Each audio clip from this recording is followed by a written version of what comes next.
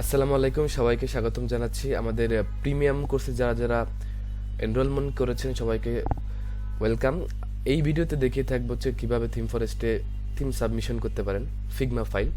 সেটি এই ভিডিওতে আমি আপনাদের ডিটেলসলি আলোচনা করব।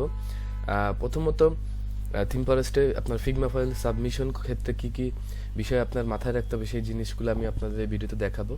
প্রথমত আমি এই ভিডিওগুলোতে দেখাবো যে কিভাবে আপনি সেটি সাবমিশন করবেন, কিভাবে আপনার ফাইলের নেম সিলেক্ট করবেন, ডেসক্রিপশন দিবেন, ডেসক্রিপশনের ইমেজ কিভাবে ব্যবহার করবেন, কিভাবে ফাইলস আপনি রেডি করবেন, ফাইলের কি স্ট্রাকচার হবে সেটা, ফাইলের ডকুমেন্টেশন কেমন হবে, ডকুমেন্টেশনের স্ট্রাকচার কেমন হবে, আপনি কিভাবে আপনি ডকুমেন্টেশন সাজালে থিম ফরেস্ট অ্যাপ্রুভ করবে, এবং তার উপরে ছিল যে ফাইলের স্ট্রাকচার কীভাবে ফাইলের স্ট্রাকচার করলে আপনি থিম ফরেস্টে আপনার থিমটি উইদাউট এনি রিজেকশনে আপনি অ্যাপ্রুভ হবে।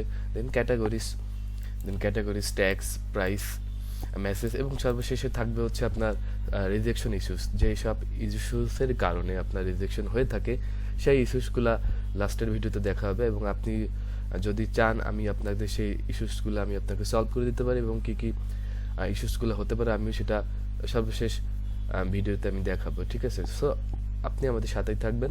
ধন্যবাদ।